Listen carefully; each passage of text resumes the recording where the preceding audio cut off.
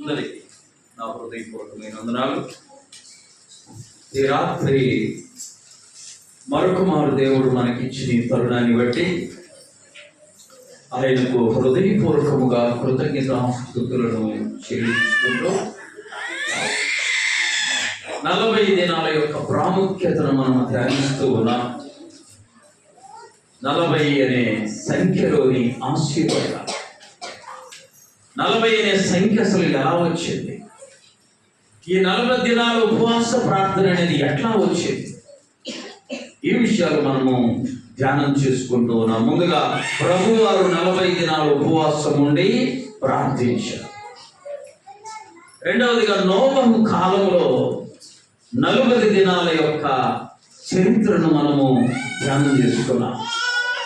మూడవదిగా మోషే జీవితంలో ఈ 40 దినాల యొక్క ప్రాముఖ్యతను మనము ధ్యానించుకున్నాం.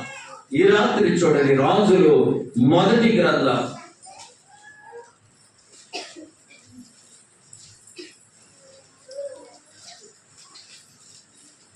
రాజులు మొదటి గ్రంథం 19వ అధ్యాయం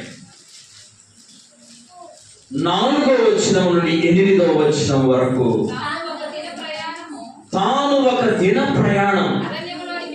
అమ్మ, నేను చదువుతాను, అందరూ నాతో కలిసి చెప్పండి. 19వ అధ్యాయము 4వ వచనం నుండి 8వ వచనం వరకు. తాను, అందరూ చెప్పాలి, తాను ఒక దిన ప్రయాణం అరణ్యములోనికి పోయి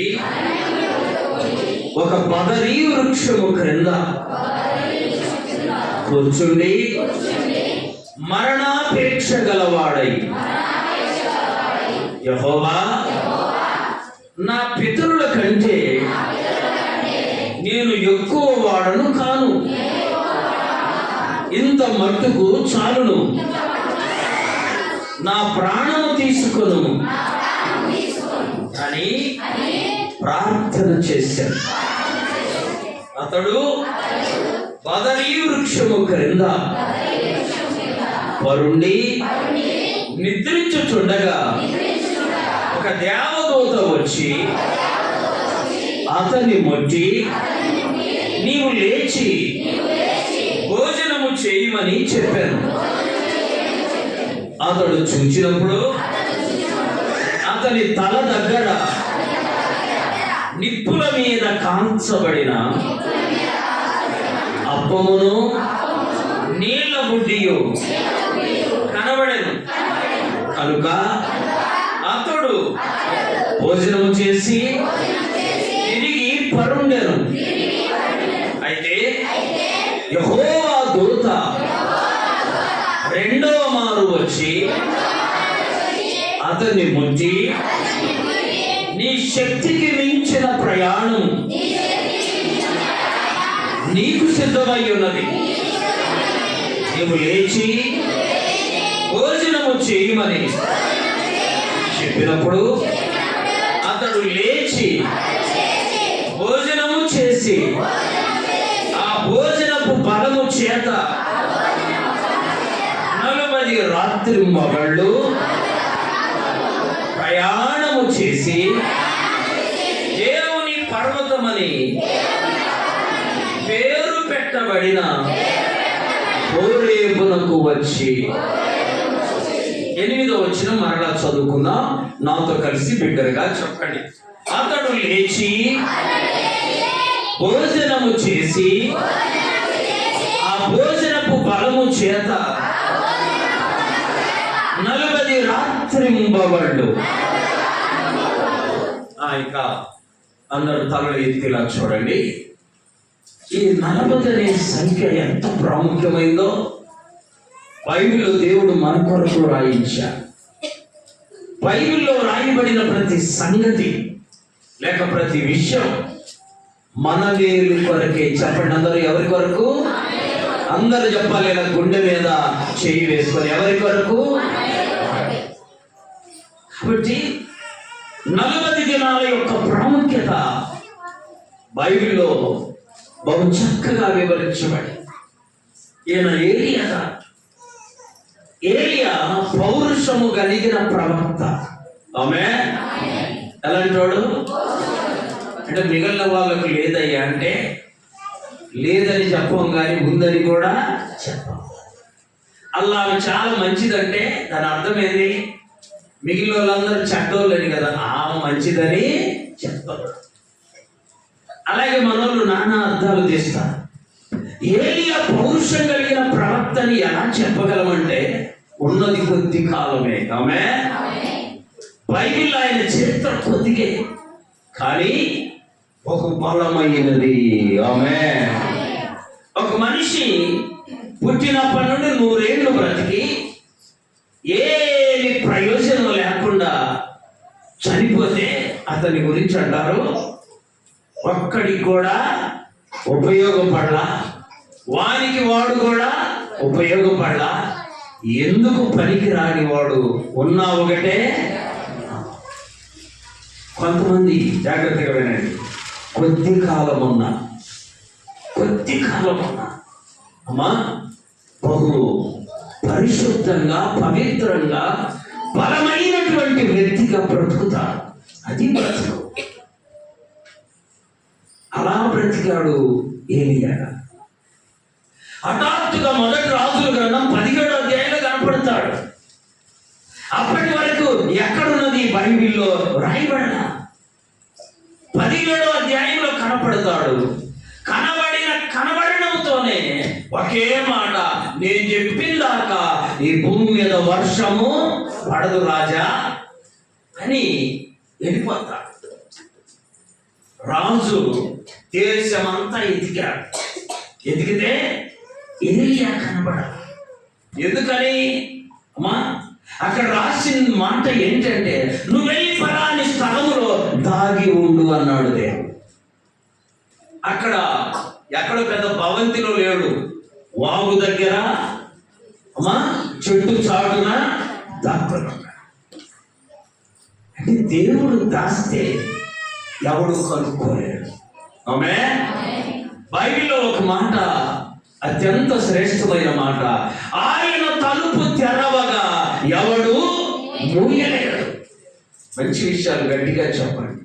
ఆయనే తలుపు మోస్తే ఎవడు తెరవలేడు. ఇప్పుడు ఏలియాను దేవుడు దాచాడు. ఎక్కడ? 10 అంతస్తుల బిల్డింగులోనా? కాదు. ఎక్కడైంది బైబిల్లో?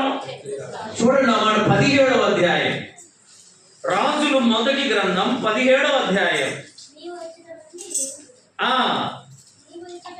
నీవు ఇచ్చట నుండి తూర్పు వైపునకు పోయి యోర్దానులకు ఎదురుగానున్న కెరీతు వాగు దగ్గర. ఆ మాట దేవుడు సెలవిచ్చాడు కాబట్టి దానిని ఎవడు మార్చలేడు. చప్పట్లు కొట్టి ప్రభువు జాగ్రత్త వినండి. నిన్ను దేవుడు దీవిస్తుంటే, ఈ రాత్రి నేర్చుకోండి మాట, నిన్ను దేవుడు దీవిస్తుంటే సర్వలోకం వచ్చి కాలు బట్టి లాగుతున్నా నువ్వు కిందికి రానే రావు. నిన్ను దేవుడే కింద పడేస్తుంటే ఊరందరూ వచ్చి పైకి ఎత్తినా లేవనే. అర్థమైందా? ఇక్కడ ఏలియాను దేవుడు దాచాడు. రాజు అంట 3.5 సంవత్సరం దేశమంతా దూతలను పంపి ఎదిగించాడు, సైనికులను పంపి ఎదిగించాడు. రాజు సైనికులు దేశమంతా ఎదుగుతున్నారు, ఏలియా కనబడాల. ఆమె ఈ దేశమంతా నిన్ను ఏమన్నా చెయ్యాలన్నా దేవుని అనుమతి లేకపోతే నిన్ను ఎవడు ఏమీ. ఈ సందర్భంలో ఒక మాట ఏంటో తెలుసా? నీ తల వెంట్రుకలన్నీ లెక్కించబడి ఉన్నాయి. చప్పట్లు కొట్టి మన తల వెంట్రుకలు ఏమై ఉన్నాయి? దేవుని దగ్గర లెక్క. కాబట్టి ఏలియాను ఎవరు ఏమి చెప్పండి చేయలేరు. రాజంట 3.5 సంవత్సరం వర్షం పడలా. అది కూడా ఒకడు వచ్చి చెప్పిపోయాడయ్యా ఏలియానేమో అని పట్టుకురండి, మళ్ళా వానితోనే చెప్పించి వర్షం కురిపిద్దామని దేశమంతా ఎతికిన ఏలియా చెప్పాలి దొరకల. అప్పుడు దేవునికి ఎంత కనికరం వచ్చాడు. అమ్మా దేవునికి ఏంటి మహా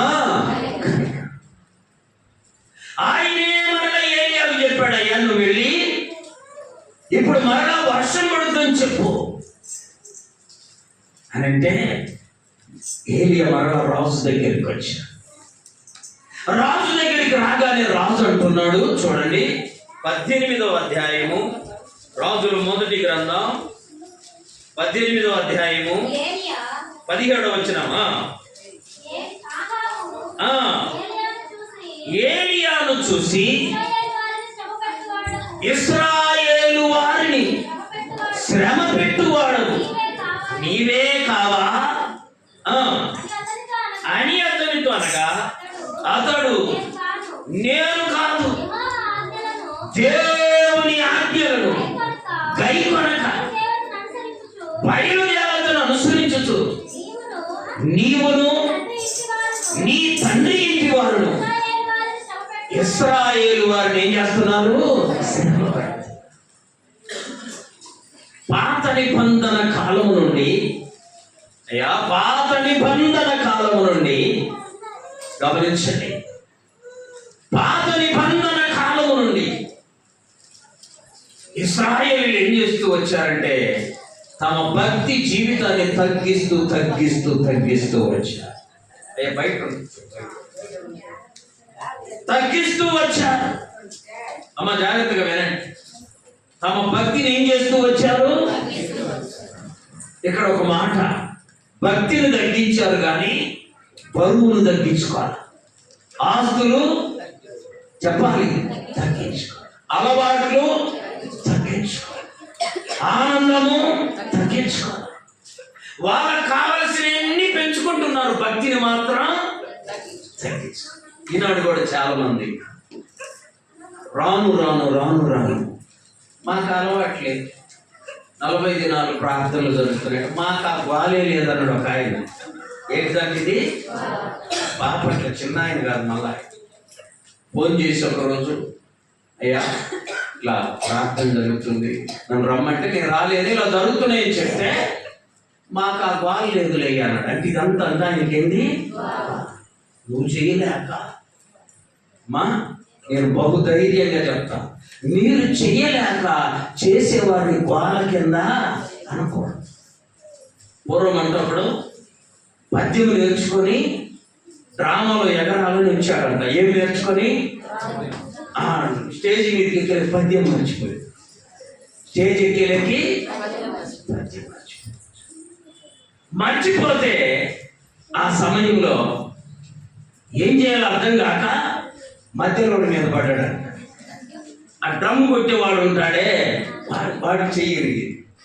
ఇప్పుడు రానాడుంది ఉందా? ముందు వాడు ఏడుస్తుండే, వాడు ఏడుస్తున్నాడు ముందు, వాడి సంగతి ఇంకా డ్రామా లేదు. ఉదయాన్ని అందరూ ఏం మరి ఆ పద్యము ఏం చేయాలి?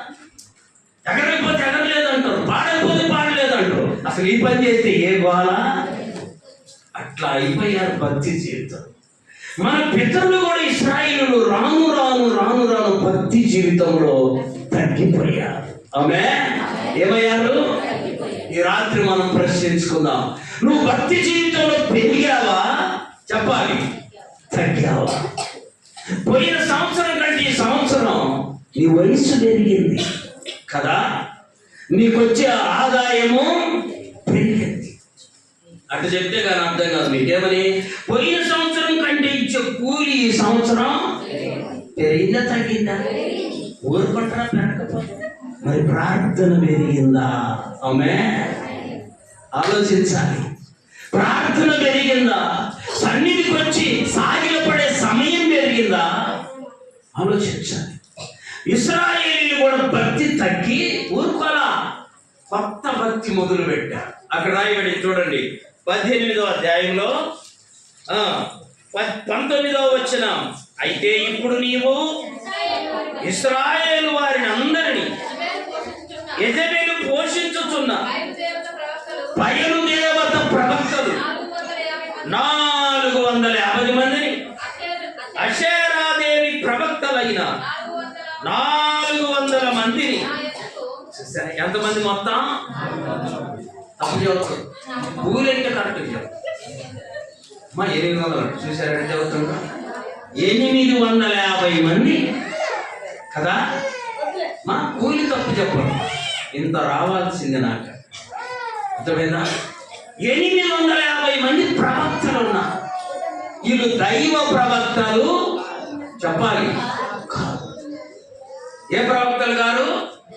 దైవ ప్రవక్తలు. ప్రవక్తలు ఉన్నది ఒక్కడే, ఏలియా. వీళ్ళు ఎంతమంది? 850 మంది. అంటే వీళ్ళు ప్రార్థన చేయడం మానుకొని, దేవుని ఆరాధించడం మానుకొని, దేవుని ఘనపరచడం మానుకొని బయలు ప్రవక్తలను పెట్టి వాళ్ళు చెప్పినట్టు నడుచుకుంటారు. చూసారా దేవునికి ఎంత కోపం వస్తుంది? అందుకు దేవుడు ఏలియాను పంపి, నేను చెప్పిన దాకా ఈ భూమి మీద వర్షము. ఇప్పుడు చెప్పండి, వీళ్ళందరూ బుద్ధి తెచ్చుకొని దేవుడు ఎందుకు ఇలా చేశాడని ఆలోచించకుండా ఏలియాను చంపాలని పట్టుకురండి అని దేశమంతా ఎదిగాడు. నీ ఇంటిలో అమ్మ ఈ రాత్రి ఒక మాట నేర్చుకో. నీ ఇంటిలో శోధనకు ఎక్కడో నీ ఇంటిలోనే కారణము ఉంటుంది. ఎవరి మీద ఏడవమా, ఎక్కడో ఉండదు సమస్య. ఎక్కడుండింది? ఇంటిలోనే. అందుకని ముందు మనల్ని మనము శుద్ధి చేసుకోవడము ప్రారంభించాలి. 850 మంది ప్రవక్తలు. మొన్నొక రోజు ట్రైన్లో వెళ్తుంటే మా కాలంతో బొట్టు పెట్టి, చాలా పెద్దది పెట్టి ఆకొక్క నోటి నిండా నవిలి ఇక వద్దంటే మాట్లాడుతూ ఉంది. నేను అడిగాను, అమ్మాయి ఎక్కడికి వెళ్తాను? మేము విజయవాడ దేవుడి దగ్గరికి పోతున్నాను. నేనన్నా ఎక్కడున్నాడమ్మా? ఆమె ఏం చెప్పిందంటే, విజయవాడ కనకదుర్గమ్మ దగ్గర. ఊరమ్మ అన్న మళ్ళీ ఆమె నోటుకుండా చెప్పించాడు. కనకదుర్గమ్మ. దేవుడు అంటున్నాం, దుర్గమ్మ అంటున్నాం. ఈ రెండిట్లో ఏదమ్మా? ఏది? ఆయనే దేవుడు, ఆమె దుర్గమ్మ. మనం వాళ్ళని విమర్శించడం కాదు, సత్యము గ్రహించుకుని దేవుడు అనగానే పురుషలింగం, స్త్రీలింగము కదా. ఇక్కడ కూడా అషారాదేవి ప్రవక్తలు, బయలు ప్రవక్త, దేవి ప్రవక్తలు. ఇవి మంచివి కాదు. 850 మందిని పోషించి వాళ్ళు చెప్పినట్టు నడుచుకుంటున్నారు. ఎవరిని మరిచారు? ఎర్ర సముద్రాన్ని చీల్చిన దేవుణ్ణి చెప్పాలి మార్చారు. ఆ మాంసం తినాలంటే ఆకాశము నుండి కురిపించిన దేవుణ్ణి మార్చారు. ఇందులో నువ్వున్నావేమో, నేనున్నానేమో ఆలోచించాలి. ఏమీ లేని స్థితి నుండి దేవుడు మనలని అన్నీ ఉన్న స్థితిలోనికి చేర్చాడు. ఆ దేవుడిని నువ్వు మర్చిపోకూడదు. ఇది గుర్తుంచుకోవాలి. ఇశ్రాయేలీయులు ఎంత పొరపాటు అంటే అక్కడ, పాపం అంటే అక్కడ, దేవుని యొక్క దశాజ్ఞల్లో మొదటి ఆజ్ఞను మీరారు. ఏంటి మొదటి ఆజ్ఞ? నేను తప్ప వేరొక దేవుడు నీకు. వీళ్ళు ఏం చేశారు? అషారాదేవి ప్రవక్తలను తెచ్చుకున్నారు, బయలు ప్రవక్తలను తెచ్చుకున్నారు. వాళ్ళు చెప్పినట్టు నడుస్తున్నారు. అంతేకాదు వాళ్ళను పోషిస్తున్నారంట. ఆమె పోషించడం అంటే వాళ్ళకి కావలసినవన్నీ ఇస్తున్నారు. దేవుని కోపం వచ్చింది. ఏలియాను పంపి ప్రకటన చేయిస్తే, అయ్యో నేను ఇంత పాపం చేశామని తమను తాము పరీక్షించుకోకుండా ఏలియాను పట్టుకురండి అని రాజు ఆజ్ఞయించారు. దేశమంతా కరువు వచ్చింది. దేశమంతా ఎంత కరువు తెలుసా అండి? పావురం యొక్క రెట్ట డబ్బులు పెట్టి కొనుక్కొని తినే రోజులు వచ్చేసాయి దేశంలో. ఇంకా పావురం రెట్ట అంటే మీరెందరూ చాలా బ్యాడులు అనుకుంటూ. పావురం ఏం తింటది? శ్రేష్టమైనదే. చెప్పండి అమ్మా, శ్రేష్టమైనది. ఇప్పుడు వేసింది నాకు రెట్ట, ఇదిగో నేను చూసుకోలేడు, మైక్ పెడితే వాసన వస్తుంది. ఏం చేయాలా? మా ఇటు చూస్తే ఇది రెట్టేసి. పిచ్చుకలు పావురాలు అన్నీ కూడా శ్రేష్టమైనవి గుర్తుపెట్టుకోవాలి. ఏంటి అది? ఇక్కడ ఆ 4 రోడ్ల కాడ పందిని కోస్తారు. చెప్పాలి దేన్ని? అది తినేది ఏందో చెప్పాలి, దాన్ని తింటాం ఏందో చెప్పాలి కదా. మా పిల్లులు తింటాడు, కుక్కలు తింటాడు. అదేదో నాగాలాండ్ దేశమే అని రాష్ట్రమే అనుకోవడం, కుక్కల మాంసము డిమాండ్. చూసారు? సరే, ఇక్కడ సందర్భం ఏంటంటే, దేని కొరకు దేవుడు నిన్ను సృజించి నీకు ఆయుష్నిచ్చి ఆరోగ్యం ఇచ్చి వచ్చిన ఆపదలన్నిటి నుండి తప్పించాడో ఆ దేవుణ్ణి నువ్వేం చేశావు? మర్చిపోయి అమ్మా, మర్చిపోయి ఊరకుండలా మర్చిపోయి ఏం చేయాలా? ఊరకుండలు ఏం చేశారు? ఇంకొక దేవతను తమ కొరకు సిద్ధపరచుకున్నారు. మరొక దేవతను తమ కొరకు సిద్ధపరచుకున్నారు. ఎంత ఆశ్చర్యకరమైన విషయం! 850 మంది ఆ ప్రవక్తలను చూసి దేవునికి తాపము పట్టలేనంత కోపం వచ్చింది. 850 మంది వీళ్ళందరినీ దేవుడు సంహరించాలని తీర్మానం చేసుకొని మహా అద్భుతంగా ఏలియాను మళ్ళీ వెళ్ళి రాజు దగ్గర నిలబడమని. ఆహాబు రాజు దగ్గరికి వస్తే ఆహాబు రాజు ఈ ఏలియాను చూసి, ఇశ్రాయేలీయులను శ్రమ పెట్టు వాడవు నువ్వు కదా. ఎవరు శ్రమ పెట్టింది? ఏలియానా? అమ్మ దేవుడా? మాకు తెలిసినోడు అప్పుడు ఏం చేస్తాడంటే, బోరు వేస్తే నీళ్లు పడలేదంట. ఏం చేస్తే? చాలా మందికి పడవు కదా. నువ్వు ఏడాడు తిరిగి వచ్చి ఆ చేతులతో బోరు అయితే నీళ్ళు ఏడబడతాయి అమ్మా. ఏడాడు తిరిగి వచ్చి ఆ కాళ్ళతో దొరికితే నీళ్లు పడతాయా? పెడితే పాలు మంచి మసాస అవుతుండే కొంతమంది కదా. నీళ్లు పడలేదని ప్రార్థన చేయించి బోరు అయితే నీళ్ళు పడలేదు, అసలు దేవుడే అని ఇటొకటి పెట్టి నాకు కనపడ్డాడు. ఇటొక నామము, ఏందయ్యా అంటే దేవుడు లేడేమి. అసలు వేసుకోవడం ఏం జరిగిందిరా? ఎందుకు నిన్నటి దాకా బాగున్నావు, ఇప్పుడు ఏం జరిగిందంటే బోరు అయితే నీళ్ళే అంటే పాలు పడతాయా? పడితే నీళ్ళు పడాలి, లేకపోతే లేదు కదా. తర్వాత ఏం జరిగింది తెలుసా? వాడు పూజలు చేసి ఒక చోటుకి వెళ్ళి ఒకరిని తీసుకొచ్చి రకరకాల ప్రయోగాలు చేసి వాళ్ళని తీసుకొచ్చి పూజలు చేసి పోరేస్తుంటే ఆ మిషన్ తగిలి వాడి చెయ్యి ఎరిగింది. ఇంత పెట్టుకొని నాకు కనపడ్డాడు. ఏంటంటే పోరేస్తుంటే చెయ్యి, మరి నీళ్ళు పడేలా చెయ్యి ఎరిగేది. అసలు చెయ్యి ఎరిగేది గొప్ప, నీళ్ళు పట్టుకుని ఉంటాం గొప్ప. నీకేం కాకుండా ఇదేదో కొద్దిగా బాగుంది నువ్వు చెబుతుంటాడు. మనుషులు తాత్కాలికమైనవి చూస్తున్నారు. ఆమె ఏంటి? శాశ్వతమైనది యేసయ్య ప్రేమ, శాశ్వతమైనది యేసయ్య కృప. ఆయన మనకిచ్చే రాజ్యం కూడా చెప్పాలి శాశ్వతమైనది. ఆమె తెలుసా? నువ్వేదో తాత్కాలికమైన వాటితో ముడిపెట్టమా. అలా ముడిపెట్టమాక. కరెంటు స్విచ్ కాడికి పోయింది, లైట్ వెలిగితే నేను పాస్ అవుతా 10th, లైట్ వెలగకపోతే ఫెయిల్ అవుతుంది. కరెంట్ ఉంటే వెలుగుద్ది, సింపుల్ దానికి ఆన్సర్. కరెంట్ లేకపోతే వీటికి ముడిపెట్టమాక. ఇశ్రాయేలీయులు దేవునికి కోపం తెప్పించారు. ప్రవక్తలను, బయలుదేవత ప్రవక్తలను పెట్టుకొని వాళ్ళకు పూజలు చేస్తుంటే ఆకాశము నుండి వర్షం ఇచ్చే దేవుడు దాన్ని ఏం చేశాడు చెప్పాలి. నువ్వు నేను ఆయన యొద్దకు వచ్చి ఆయన దగ్గర సాగిలపడి ఆయనను కనపరిచేది మానుకొని నువ్వేం చేసినా నీ జీవితంలో ఆశీర్వాదం రానే. ప్రభు దగ్గరికి రా. అప్పుడు ఆహాబు అన్నాడు, నువ్వు కదయ్యా ఇశ్రాయేలీయులు బాధ పెట్టే వర్షం లేకుండా.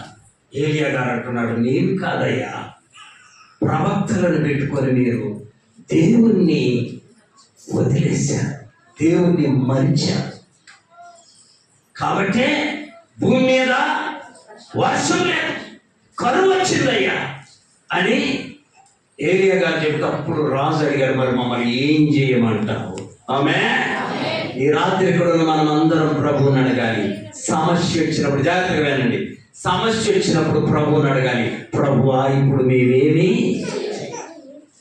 సౌలు ఆ గుర్రం మీద నుండి కింద పడగానే దేవుని స్వరమిని అడిగిన మాట ఏంటో చెప్పండి, ప్రభువా ఇప్పుడు నేనేమి చేయాలి?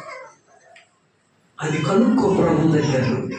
నీ సొంత తెలివి పనికిరా, నీ సొంత శక్తి పనికిరా. దేవుని అడుగు, ప్రభువా ఇప్పుడు నన్నేమి చేయాలి?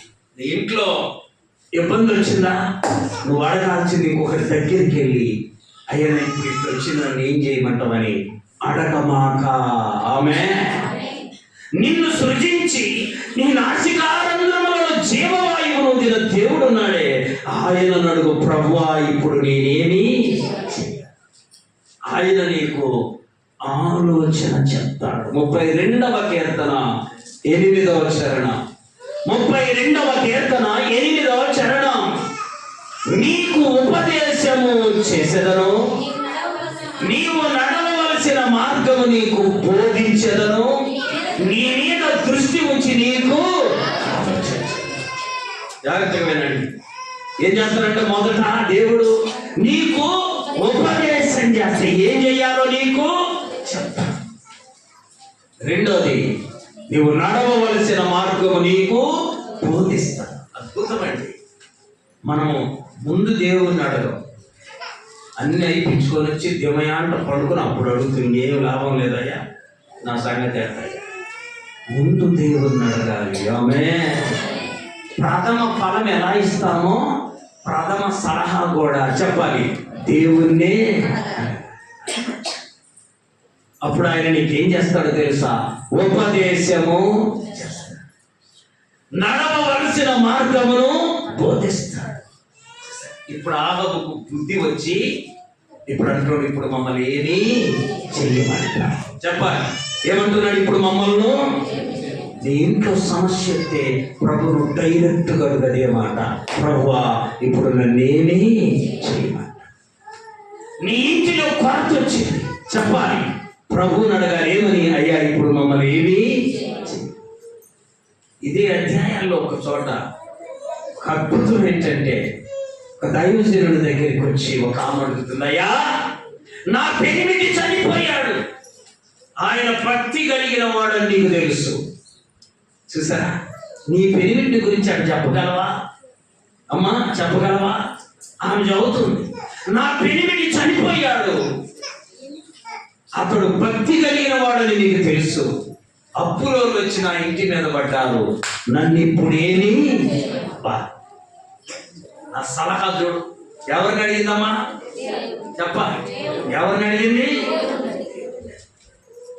దేవుడు అద్భుతమైన సలహా ఇచ్చింది, ప్రవక్త ద్వారా సలహా ఇచ్చాడు. దేవుని సేవకుని దగ్గర వచ్చి మొరపెట్టుకుంది.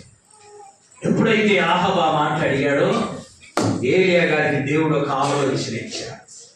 ఏమని? రేపు నీ 850 మంది ప్రవక్తలను పిలువు, నేను కూడా వస్తా. ఒకవైపు ఏమో 850 మంది ప్రవక్తలు, ఇంకొక వైపు ఏమో ఏలియా ఒక్కడు. అక్కడ బలి యొక్క పశువు మాంసమును దహించాలి, వాళ్ళ దేవుణ్ణి ఎదుర్కోమను, నా దేవుణ్ణి కూడా నేను ప్రార్థన చేస్తాను. వాళ్ళు ఉదయం మొదలు సాయంకాలం వరకు ఎంతగా వేడుకున్నా అగ్ని రానే. ఏలియా ప్రార్థన చేస్తే, అమ్మా ఆకాశము నుండి చప్పటి కొట్టి ఆకాశము నుండి అగ్ని దిగి వచ్చి బలి పశువు మాంసమును కాల్చివేసి, అప్పుడు అందరూ ఏలియాకి ఇచ్చేసారు.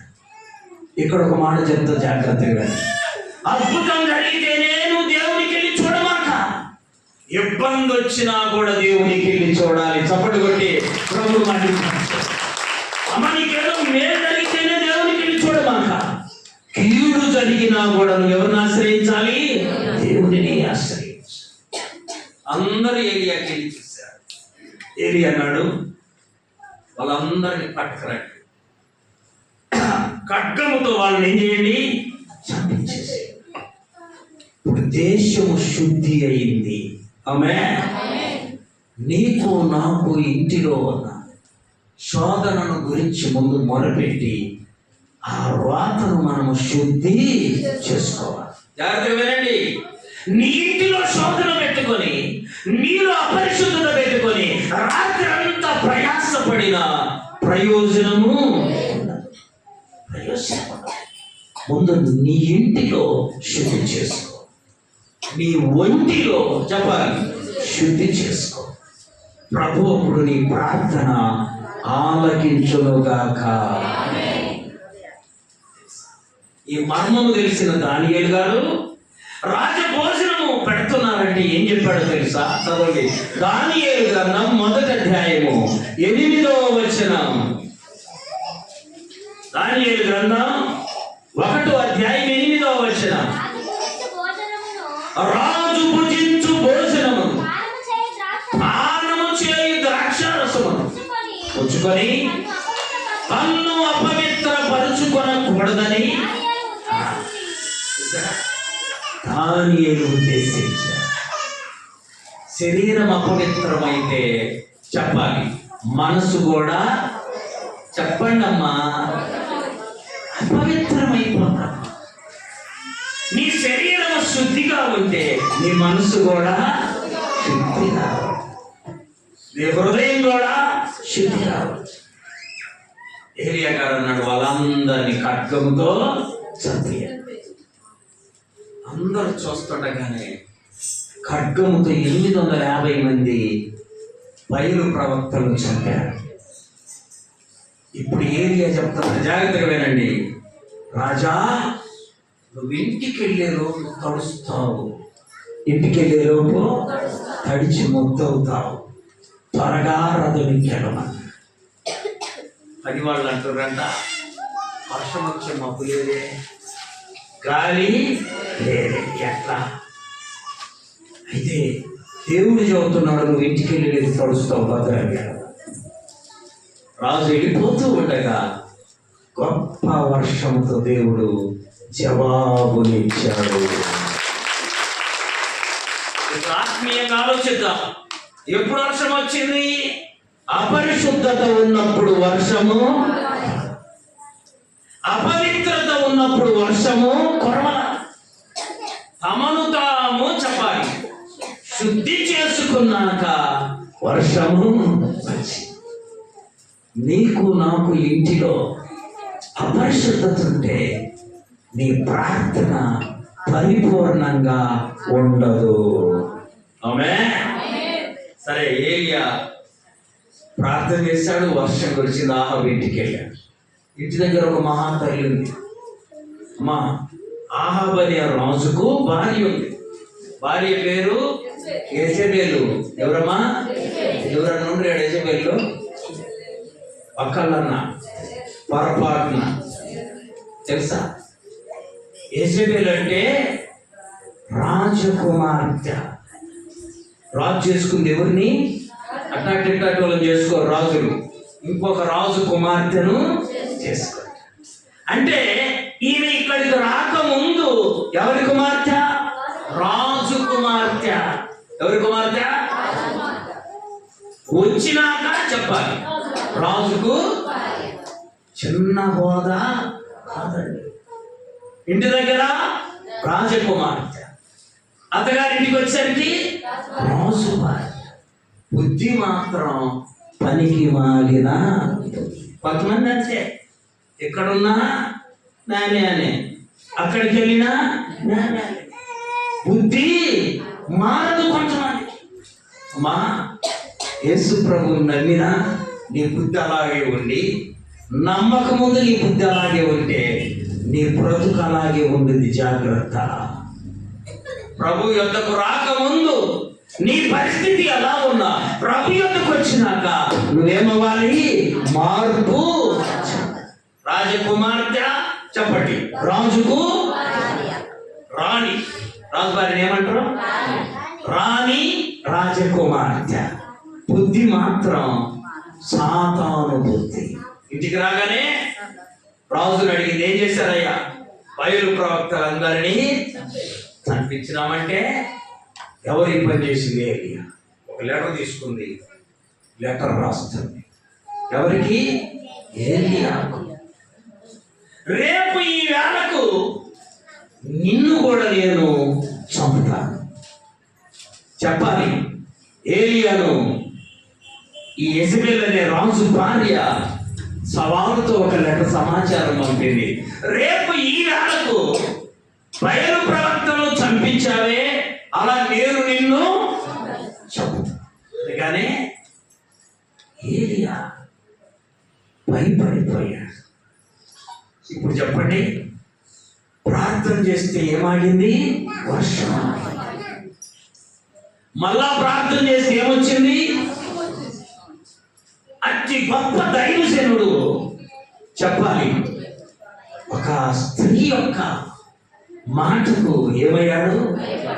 సైతాను మనల్ని కూడా అప్పుడప్పుడు అలా చేస్తుంది. ఆమె తెలుసా, మంచి భక్తి పరులమే కొన్నిసార్లు సైతాను ఒక వార్త పడేస్తాడు. ఏలియా భయపడిపోయి అరణ్యంలోకి వెళ్ళిపోయి అక్కడ ప్రార్థన చేస్తాడు. చూసారా? దీనంతటి కారణం ఎవరమ్మా? ఒక స్త్రీ. ఎవరు? అందుకని ఒక ఆయన అన్నాడు, ఆడాను తలుసుకుంటే, స్త్రీ తలుసుకుంటే నిద్ర లేకుండా చేస్తుందంట. చెప్పాలి, నిద్ర పుచ్చుద్దంట. చూసారా? నిద్ర హాయిగా నిద్ర పుచ్చుద్ది. చెప్పాలి, నిద్ర లేకుండా. ఈ రెండు బైబిల్లో. సంసోను ఒక ఆమె, ఇప్పుడు చెప్పండి మా నిద్ర పుచ్చి గుండు అంటే చెప్పండి ఏం చేసింది కదా. ఇక్కడ యెజబెలు ఏలియాకు నిద్ర లేకుండా, అందుకని ఇంట్లో హోమ్ డిపార్ట్మెంట్తో గొడవ వస్తే ఫుడ్డు లేదు, బెడ్డు లేదు, ఫుడ్డు లేదు. అయితే వాళ్ళు సరిగా ఉంటే ఫుడ్డు బాగుంటుంది. చెప్పాలి. అందుకని మీ అందరూ సరిగా ఉందరు కాక. అట్ట చదువుతావయ్యా, చూరా మా ఇంటికి రా, చూద్దుగానంటరా. అందరి ఇళ్లలో కూడా సఖ్యతతో భార్య భర్తలు ఉన్నప్పుడు ఆ కుటుంబము దీవెనకరంగా మారుతుంది. యెజబెలు ఆ మాట చెప్పగానే ఏలియా భయపడిపోయి అరణ్యానికి పోయి అరణ్యంలో అక్కడ ప్రార్థన చేస్తున్నాడు. ఏమన్నా తెలుసు? ప్రభువా, ఇంకా నా ప్రాణము తీసుకో. నేను నా పితరుల కంటే పెద్దోళ్ళ కంటే గొప్పవాణ్ణి. ఏలియా ప్రార్థనలు నాకు బాగా నచ్చేది. నేను వాళ్ళకంటే గొప్ప, నేను అల్లా గొప్పవాడిని. ఇక్కడ ఉన్న మనమందరం ఒక సత్యం గుర్తుపెట్టుకో, నీ తల్లిదండ్రుల కంటే నువ్వు ఎన్నడూ గొప్పవాడివి, గొప్పదానివి అనుకుంటున్నావు. మా అమ్మ అసలు పౌడర్ రాసుకోవాలి, నేను రాసుకుంటున్నావు గొప్ప. తిక్కాసు పౌడర్ రాసుకొని నీ ముఖం అంత మచ్చలు, మా అమ్మకు మచ్చలే. అది తెలుసుకోము. అందుకని పెద్దలను ఎప్పుడు మనం తృణీకరించకూడదు. పెద్దల కంటే మనం ఎప్పుడు గొప్పవారము. ఇది గుర్తుపెట్టుకో. ఏలియా ప్రార్థన చేశాడు, దేవా నన్ను ఇంత మట్టుకు చాలయ్యా, నన్ను తీసుకో, నేను నా పెద్దల కంటే గొప్పవాడిని అనుకుంటున్నావా? ఎప్పుడు అనుకోమా. నీ తల్లిదండ్రులు చెమటోడ్చి నిన్ను పెంచి పెద్దవారిని చేస్తేనే ఈనాడు నువ్వు గొప్పోడివయ్యావు. చప్పటి కొట్టి ప్రభువు నువ్వు నేను మరువనే మరొకడు కదా. ఏలియా ప్రార్థన చేస్తే ఆ ప్రార్థన చేసి చేసి చేసి ఏడ్చి ఏడ్చి ఏడ్చి నిద్రపోయాడు. ఈ ఇప్పుడు ఆలోచించండి, ఏలియా భయపడాల్సిన పని లేదు. ఎందుకని? దేవుని చేతిలో ఉన్నాడు. ఆమేన్. ఆయన చేతిలో నుండి అపహరించడం ఎవరికి సాధ్యము? అయితే కొన్నిసార్లు సైతాను మంచి దైవజనులను కూడా, మంచి ప్రార్థనాపరులను కూడా తన వైపుకు తిప్పుద్ది. ఒకరోజు మాసిలామనయ్య గారంట, దైవజనులు, గొప్ప దైవజనులు. ఒకరోజు ఒక మీటింగ్ లో వాక్యం చెప్పి ప్రార్థన అయిపోయి వాక్యం అయిపోయి వచ్చేసరికి అందరూ భోంచేస్తున్నారు. అందరూ ఆలస్యం అయ్యేసరికి భోంచేస్తారు. నన్ను పిలిచినారు కదా, నేను ఈ మీటింగ్ లో గెస్టులు కదా, నేను వచ్చిందాకా ఆగకుండా మీరు ముందే తింటరా అని అలిగి భోంచేయకుండా రూమ్కి వెళ్ళిపోయి ఆ బట్టలు స్నానం చేత బాత్రూంలో జారిపడి కాలు చూసారా? మా సామాన్యమైన దైవజనుడు కాదు. ఆయన నిలబడితే దేవుడు అద్భుతంగానే వాడుకున్నాడు. నడిపించు నానాలనే గొప్ప పాటలు రాశారు. అలాంటి దైవజనుడిని సైతం ఏం చేసింది? కొంచెము దారి తప్పించి.